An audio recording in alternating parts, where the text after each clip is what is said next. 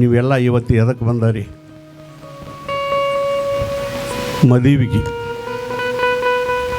ಮದುವೆಗೆ ಬಂದಾರ ನೀವೆಲ್ಲ. ಚಾ ಅದು ಆಗೈತೆ ರೀ? ಬೀಗರನ್ನ ಕೇಳ್ಬೇಕಲ್ಲ. ನಾನು 15 ನಿಮಿಷ ಲೇಟ್ ಮಾಡಿ ಬನ್ನಿ. ಯಾಕಂತ ಕೇಳಿದ್ರು, ಮದುವೆ ಸಲುವಾಗಿ ನಮ್ಮ ಮನೆಗೂ ಬೀಗರು ಬಿಜ್ಜರು ಬಂದಾರಿ. ಚಾ ಪಾ ಮಾಡಿ ಬರ್ಬೇಕಾದ್ರೆ ನಮಗೂ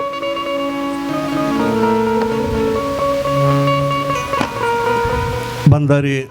ಮದುವೆ ಮಾಡೋಣ, ಊಟ ಮಾಡೋಣ, ಹಂಗೆ ಹೋಗ್ಬೇಡ್ರಿ, ಆಯರಿ ಹಾಕಿ ಹೋಗ್ರಿ. ಏನಂತಾರೆ ಏನಂತಾರೆ?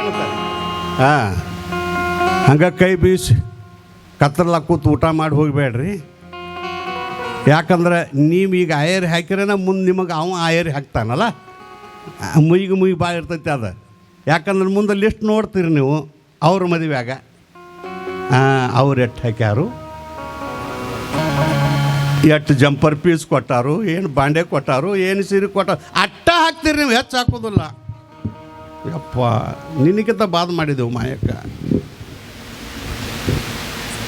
ಹಂಗೆ ಶರಣ ಅಂತಾನೆ ಇವತ್ತು ನನ್ನ ಮದುವೆಗೆ ಏನು ಬರೀ ಊಟ ಮಾಡಿ ಬರಿಗೈಲಿ ಹೋಗ್ತಾರೋ, ಏನು ಆಯರಿ ಹಾಕ್ತಾರೆ. ಯಾಕಂದ್ರೆ ಮುಂದೆ ನಿಮಗೆ ಅವ್ನು ಡಬಲ್ ಹಾಕಂಗಿರ್ತಾನೆ. ಇರಲಿ, ಮದುವೆಗಿಂತ ಪೂರ್ವದಲ್ಲಿ ಇನ್ನ ಮದುವೆಗೆ ಒಪ್ಪಿಲ್ಲವ, ಮದುವೆ ಪ್ರಶ್ನೆನ ಬಂದಿಲ್ಲ ಪುರಾಣದೊಳಗೆ.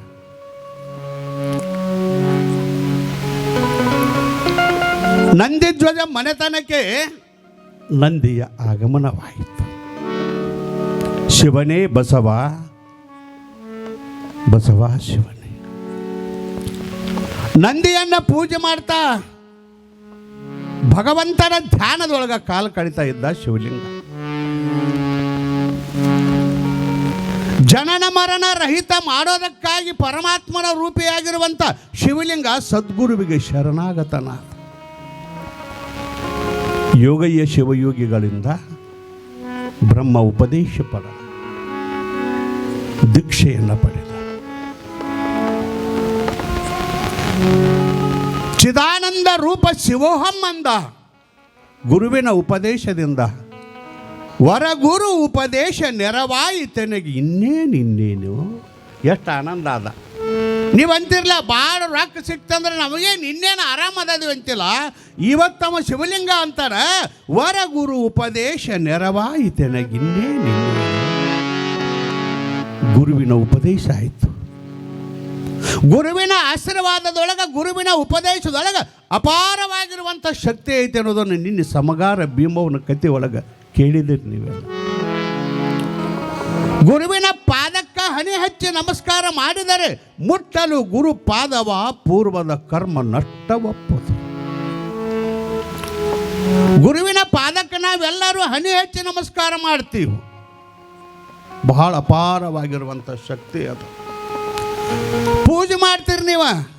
ಎಲ್ಲ ಮಹಾತ್ಮರನ್ನ ಗುರುವಿನ ಕರ್ಕೊಂಡು ಹೋಗಿ ಪಾದ ಪೂಜೆ ಮಾಡ್ತೀರಿ. ಕೈ ಪೂಜೆ, ತಲೆ ಪೂಜೆ ಮಾಡೋದಿಲ್ಲ. ನಮಸ್ಕಾರ ಎಲ್ಲಿ ಮಾಡ್ತೀರಿ? ಕೈಗೆ ಮಾಡಬೇಕು, ತಲೆಗೆ ಬರೀ ತಲೆ ಬಡೋದು ಬಿಡ್ಬೇಕು, ಪಾದಕ್ಕೆ ಹನಿ ಹೆಚ್ಚ ನಮಸ್ಕಾರ. ಯಾಕಂದ್ರೆ ನಾವೇನು ಜಗತ್ತೊಳಗೆ 33 ಕೋಟಿ ದೇವತೆಗಳು ಅದಾವಂತ ಏನು ಹೇಳ್ತೀವಲ್ಲ, ಆ ದೇವತೆಗಳೆಲ್ಲ ಗುರುವಿನ ಪಾದದ ಅಂಗುಷ್ಟದೊಳಗದಾರ. ಅದಕ್ಕಾಗಿ ಗುರುವಿನ ಪಾದಕ್ಕೆ ನಾವು ನಮಸ್ಕಾರ ಮಾಡ್ತೀವಿ.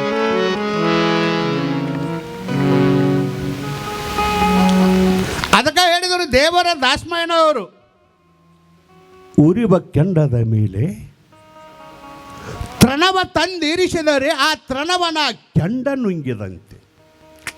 ಅದ್ಭುತ. ಗುರುಮುಟ್ಟಿ ಗುರುವಾದ ಶಿವಲಿಂಗ ಅವೇನಾದಂದ್ರೆ ಗುರುವಾದ. ಗುರು ಮುಟ್ಟಿದಾಗ ಗುರು ಹೆಂಗಂದ್ರೆ, ಉರಿವ ಕೆಂಡದ ಮೇಲೆ ತೃಣವ ತಂದಿರಿಸಿದರೆ ಆ ತೃಣವನ ಕೆಂಡ ನುಂಗಿದಂತೆ. ದಾಸಮಯ್ಯನವರಂತಾರ, ಆ ಬೆಂಕಿ ಒಳಗೆ ಇವತ್ತು ಒಂದು ಹುಲ್ಲು ಕಡ್ಡಿ ಹಾಕಿದಾಗ ಅದು ಏನಾಗ್ತದೆ ರೀ? ಹುಲ್ಲು ಕಡ್ಡಿ ಬೆಂಕಿನ ಆಗಿಬಿಡ್ತದ ಅಂತಾರ ಅವರು. ಗುರು ಚರಣದ ಮೇಲೆ ತನು ಎಂಬ ತೃಣವ ತಂದಿರಿಸಿದರೆ ಅದ್ಭುತವಾಗಿರುವಂಥ ಮಾತು.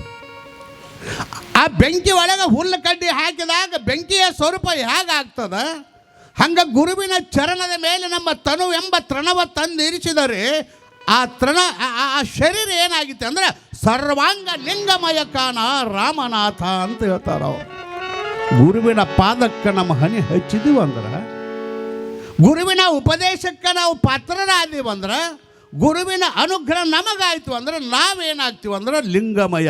ಅದಕ್ಕೆ ವೀರವಿರಾಗಿನಿ ತತ್ವ ಶಿಖಾಮಣಿ ಮಲ್ಲಿಕಾರ್ಜುನನ ಅರ್ಧಾಂಗಿನಿ ಅಕ್ಕ ಮಹಾದೇವಿ ಅಂತಾಳ. ಗುರುವಿನ ಉಪದೇಶ ಆದ್ಮೇಲೆ ಅಕ್ಕ ಅಂತಾಳ. ಏನ್ ಮಾಡಿದಿ ಗುರುವೇ? ಗುರು ಬಹಳ ದೊಡ್ಡವ. ದೇವತೆಕ್ಕಿಂತ ಗುರು ಬಹಳ ದೊಡ್ಡವ. ದೇವರು ಏನು ಮಾಡ್ತಾರಂದ್ರೆ, ದೇವರು ನೀ ಬೇಡಿದರೆ ಹೆಂಡ ಕೊಡ್ತಾನ, ಮಕ್ಕಳ ಕೊಡ್ತಾನ, ಮನಿ ಕೊಡ್ತಾನ, ಮಠ ಕೊಡ್ತಾನ, ಬಂಗಾರ ಕೊಡ್ತಾನ, ಬೆಳ್ಳಿ ಕೊಡ್ತಾನ, ಸ್ವರ್ಗ ಕೊಡ್ತಾನ, ಎಲ್ಲ ಕೊಡ್ತಾನ. ಎಲ್ಲ ಕರೆ ಮುಕ್ತಿ ಸುಖವನ್ನು ಕೊಡಾಕ ಗುರುವಿಗೆ ಬಿಟ್ರೆ ಆಗೋದಿಲ್ಲ. ಯಾ ದೇವರಿಗೆ ಆಗುದಿಲ್ಲಂತೆ ಎಲ್ಲ ದೇವರು ಗುರುವಿನ ಮಾಡ್ಕೊಂಡಾರ್ರಿ.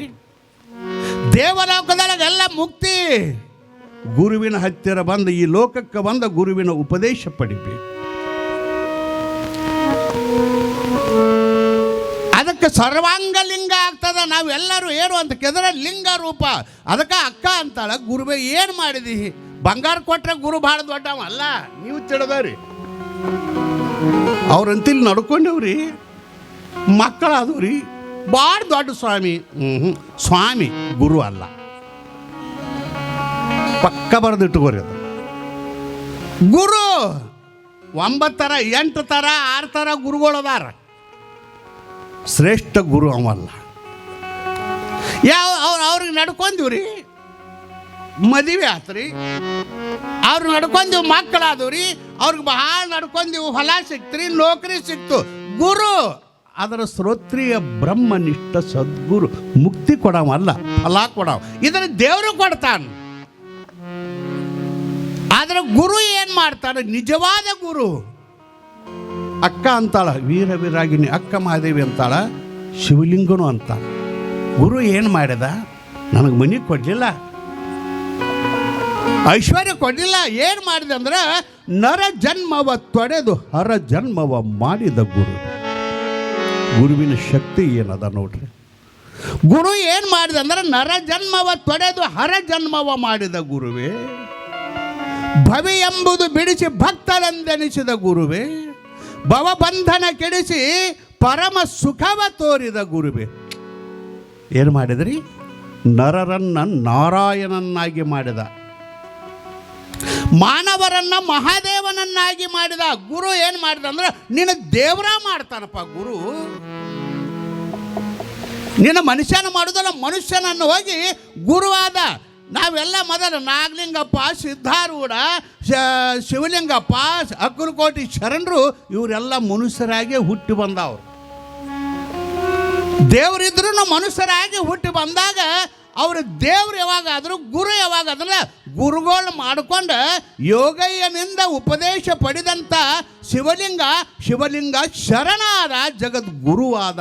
ಕಾರಣ ಅಂದರೆ ಗುರು ಮುಟ್ಟಿ ನರ ಜನ್ಮವ ತೊಡೆದು ಹರ ಜನ್ಮವ ಮಾಡಿದ ಗುರು. ಮಹಾದೇವನನ್ನ ಮಾನವರನ್ನ ಮಹಾದೇವನನ್ನ ಮಾಡುವ ಶಕ್ತಿ ಯಾ ದೇವರಿಗೂ ಇಲ್ಲ, ಅದು ಗುರುವಿಗದ. ಖುಷಿಯಾಗಿ ಅದಕ್ಕಾಗಿ ಗುರು ಸೇವೆ ಮಾಡಬೇಕು. ಗುರುವಿನ ಕರುಣೆ ಪಡಿಬೇಕಾಗಿತ್ತು ಅಂದ್ರೆ ಬರೇ ಅಲ್ಲ. 12 ವರ್ಷ ಸಿದ್ಧಾರೂಢಪ್ಪ ಸೇವಾ ಮಾಡಿದ ಗಜದಂಡ ಶಿವಯೋಗಿಗಳ ಆಶೀರ್ವಾದ. ಸಮಗಾರ ಭೀಮವ ಎಷ್ಟೋ 12 ವರ್ಷ ಮಠದ ಅಂಗಳದ ಒಳಗೆ ಕಸ ಹುಡುಗಿದ್ದು ಉಪದೇಶ ಸಿಕ್ತು, ಬ್ರಹ್ಮಜ್ಞಾನಿ. ಶಿವಲಿಂಗಾರ್ಜನ ಪುಣ್ಯ ಗುರು ಸಿಕ್ಕ. ಗುರು ಸಿಗುವುದೇ ದುರ್ಲಭ, ಸಿಕ್ಕರೆ ಬಹುಲಾಭ. ಗುರು ಸಿಗುವುದೇ ದುರ್ಲಭ, ಸಿಗ್ತಾವೆ ಅಂಥವರೇ ಅಲ್ಲ. ನಮಗೆ ಆತ್ಮಜ್ಞಾನವನ್ನು ಮಾಡಿಕೊಡುವಂಥ ಗುರು ಹೌದಲ್ರಿ? ಏನಾರೇ ಮಾಡಿ ದಾರ ಚೀಟಿ ನಿಂಬೆಕಾಯಿ ಮಾಡಿಕೊಡುವಂಥ ಶ್ರೇಷ್ಠ ಗುರು ಅಲ್ಲವ, ಹಲಗುರು ಅವ. ಪಾಪದ ಕೆಲಸಕ್ಕೆ ಹಚ್ಚುವಂಥ ಗುರು ಅಲ್ಲ. ಈ ಲೋಕದಿಂದ ನಮ್ಮನ್ನು ಮುಕ್ತಿಯನ್ನು ಕೊಡುವಂಥ, ಲೋಕದೊಳಗೆ ಮುಕ್ತಿಯನ್ನು ಕೊಡುವಂಥವ ಶ್ರೇಷ್ಠವಾಗಿರುವಂಥ ಸದ್ಗುರು ಅಂತಾರೆ. ಅಂಥ ಸದ್ಗುರುವಿನನ್ನು ತಯಾರಿ ಯಾರು ಮಾಡಿದರು ಅಂದರೆ ಯೋಗಯ್ಯ ಸ್ವಾಮಿಗಳು ಒಬ್ಬ ಶಿವಲಿಂಗನನ್ನು ಜಗತ್ತಿನೊಳಗೆ ಸದ್ಗುರುವಾಗಿ ಮಾಡಿ ನಿಮ್ಮಿಂದೆಲ್ಲ ಪೂಜೆಗೊಳ್ಳುವಂಥ ಶಕ್ತಿ ಕೊಟ್ಟಾವ ಯಾರಂದ್ರೆ ಯೋಗಯ್ಯ ಗುರು ಶಿವಲಿಂಗನಿಗೆ ಕೊಟ್ಟ. ಸೇವಾ ಮಾಡಿದ್ರು. ಬರೀ ಶಿವಲಿಂಗೇಶ ಸೇವಾನೂ ಮಾಡಿದ ಅವ್ರದ್ದು. ಬರೇ ಯಾಕಂದ್ರೆ ಗುರುವಿನ ಕರುಣೆ ಹಂಗೆ ಆಗೋದಿಲ್ರಿ. ಬರೇ ಉಪದೇಶ ತಗೊಂಡ್ವಿ ಅಂದ್ರೆ ಗುರುನ ಒಲಿಮೆ ಆಗುವುದಿಲ್ಲ. ಗುರುವಿನ ಗುಲಾಮನಾಗುವ ತನಕ ದೊರೆಯದನ್ನ ಮುಕ್ತಿ. ಇಲ್ಲದ ನೀವು ಯಾರು ಶಿಷ್ಯಾರ್ರಿ ಕೇಳ್ಬೇಕು. ನಾವು ಇವರಿಂದ ಉಪದೇಶ ತಗೊಂಡಿದ್ದೀವಿ ರೀ, ಅಂಥ ದೊಡ್ಡ ಸ್ವಾಮಿಗಳಿಂದ ಉಪದೇಶ ತಗೊಂಡಿದ್ದೀವಿ. ಮತ್ತೆ ಯಾವಾಗ ಭೇಟಿ ಆಗಿದ್ರಿ ಅವಾಗ? ಇಲ್ರಿ, ಉಪದೇಶ ಏನು ತೊಗೊಂಡದು ಮುಗಿತ್ರಿ. ಆ ಸ್ವಾಮಿಗೆ ನಮ್ಗೆ ಭೇಟಿನ ಇಲ್ಲ. ಅದನ್ನೇನು ಬೆಂಕಿ ಹಚ್ಚೋದು ಉಪದೇಶ ತೊಗೊಂಡ?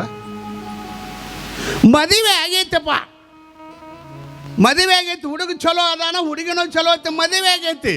ಆಕಿ ತವ್ರ ಮನ್ಯಾಗ ಅದು ಅಲ್ಲೇ ಅದನ್ನೇನು ಮಾಡೋದು ಮದುವೆ?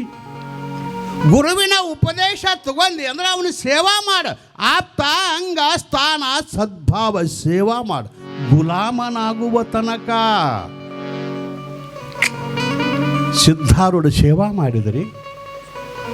ಸಿದ್ಧಾರೂಢ ಹಂಗದ್ದು ಇವತ್ತು ಜಗದ್ಗುರು ಆಗಿಲ್ಲ. ಅವ ಸಿದ್ಧಾರೂಢ ಸೇವಾ ಮಾಡಿ ಗಜದಂಡ ಶಿವಯೋಗಿಗಳ ಸೇವಾ ಮಾಡಿದ. ಎಂಥ ಸೇವಾ ಮಾಡಿದ್ರಿ?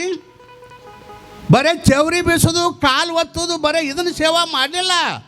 ಆ ಮಠದೊಳಗೆ ಗಜದಂಡ ಶಿವಯೋಗಿಗಳ ಮಠದಾಗ ಗುರುವಿನ ಸ್ಥಾನದೊಳಗೆ ಕಟ್ಟಿರುವಂಥ ಕುದುರೆ ಹೆಣಕಾಸು ಮಾಡ್ತಿದ್ದ, ಸಗಣಿ ಬಡಿತಿದ್ದ, ಕುದುರೆಯ ಮೈ ತೊಳಿತಿದ್ದ, ಕಸ ಹುಡುಕ್ತಿದ್ದ. ಇಂಥ ಸೇವಾ ಮಾಡಿದ. ಅಂದಾಗ ಇವತ್ತು ಸಿದ್ಧಾರೂಢ ಸದ್ಗುರು ತಂದೆ ಉದ್ಧಾರ ಆದಿವ ನಿಮ್ಮಿಂದ, ನೀವೀ ಲೋಕಕ್ಕೆ ಬಂದಿನ ಅಂತ ಜಗತ್ತು ಹೊಗಳಾಕೈತೈತೆ. ಅಂದ್ರೆ ಹಂಗ ಸಿದ್ಧಾರೂಢ ಆಗಿಲ್ಲ. 12 ವರ್ಷ ಕುದುರೆ ಲದ್ದಿ ಬಡದ. ಒಮ್ಮೆ ಗುರು ಆಗಕ್ಕೆ ಹೋಗೋ ಮಂದಿ ಭಾಳ ಅದಾರ. ಯಾರೋ ಹೇಳಿದಂತ ನನಗೆ ಉಪದೇಶ ಕೊಡ್ರಿ, ನಾನು ಶಿಷ್ಯನ ಮಾಡ್ಕೋರಿ ಅಂದು ಕೂಡಲೇ ಗುರುಗಳು ಹೇಳಿದ್ರಂತ, ನೀನು ಶಿಷ್ಯ ಆಗ್ಬೇಕಾದ್ರೆ ಕಸ ಹುಡುಗಬೇಕು, ಊರಾಗ ಹೋಗಿ ಭಿಕ್ಷಾ ಮಾಡಬೇಕು, ಮಠದಾಗ ಪೂಜೆ ಮಾಡಬೇಕು, ನನ್ನ ಬಟ್ಟೆ ತೊಳ್ಕೊಂಬರ್ಬೇಕು ಅಂದ್ರತ್ತ ಗುರುಗಳು. ಕೆಲಸ ಭಾಳ ಐತಿರಲ್ಲ ಶಿಷ್ಯ ಆಗೋದಕ್ಕೆ ಅಂದತ್ತೀವಿ. ಒಬ್ಬ ಶಿಷ್ಯ ಆಗ್ಬೇಕಾದ್ರೆ ಇಟ್ಟೆಲ್ಲ ಹೌದು, ಇಟ್ಟೆಲ್ಲ ಮಾಡಬೇಕಪ್ಪ. ಪೂಜೆ ಮಾಡಬೇಕು, ಕಸ ಹುಡುಗಬೇಕು, ಬಂದವ್ರ ವ್ಯವಸ್ಥೆ ಮಾಡಬೇಕು, ಊರಾಗ ಕಾಂತಿ ಭಿಕ್ಷಾ ಮಾಡಬೇಕು, ರೊಟ್ಟಿ ತಂದು ಕೊಡಬೇಕು, ಬಟ್ಟೆ ತೊಳಿಬೇಕು. ಓಹೋ, ಶಿಷ್ಯ ಆಗ್ಬೇಕಾದ್ರೆ ಹಿಂಗೆ ಮಾಡ್ಬೇಕು ರೀ. ಹಾಂ ಹೌದಪ್ಪ, ಹಿಂಗೆ ಮಾಡ್ಬೇಕು. ಹಂಗಾದ್ರೆ ರೀ ನಮ್ಮ ಶಿಷ್ಯರಾಗಕ್ಕೆ ಬರೋದು. ಒಮ್ಮೆ ನಾನು ಗುರುವಿನ ಮಾಡಿಬಿಡ್ರಲಿ ಅಂದತ್ತು. ಇಂಥ ಮಂದಿ ಭಾಳ. ಗುರುವಿನ ಗುಲಾಮನಾಗುವ ಅಕ್ಕಲಕೋಟಿ ಮಹಾರಾಣಿ ಹೇಳ್ಬೇಕು. ಗುರು ಸೇವಾ ಅಂದರೆ ನೆನಪಾಗೋದು ಅಕ್ಕಲಕೋಟಿ ಮಹಾರಾಣಿ. ಸಿದ್ಧಾಡಪ್ಪನ ಮಠಕ್ಕೆ ಹೋಗ್ತಿದ್ಲಾಕಿ. ವರ್ಷಕ್ಕೊಮ್ಮೆ 2 ಸಲ ಗುರುವಿನ ಅಂತೇಳಿ ಹೋಗ್ತಿದ್ಲು.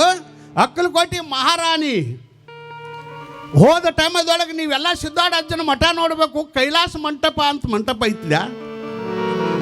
ಆ ಕೈಲಾಸ ಮಂಟಪ ಕಟ್ಟುವಂಥ ಸಮಯದೊಳಗೆ, ಕಟ್ಟಡ ನಡೋ ಟೈಮ್ದೊಳಗೆ ಅಕ್ಕಲಕೋಟಿ ಮಹಾರಾಣಿ 10-20 ಜನರು ಕರ್ಕೊಂಡು ಹೋಗಿದ್ಲು ಅಪ್ಪನ